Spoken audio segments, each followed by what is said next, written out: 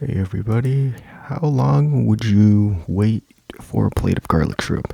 1 hour, 2 hour, three? Yeah, I've done it.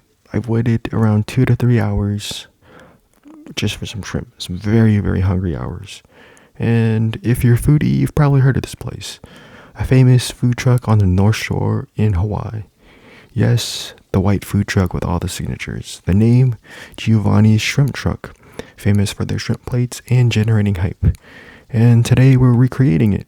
It's as simple as it looks. Just get some fresh shrimp, clean it under some water, chop up a ton of garlic, one head's worth, some unsalted butter, season it with some kosher salt and pepper to your taste. Add some heat with some chili pepper.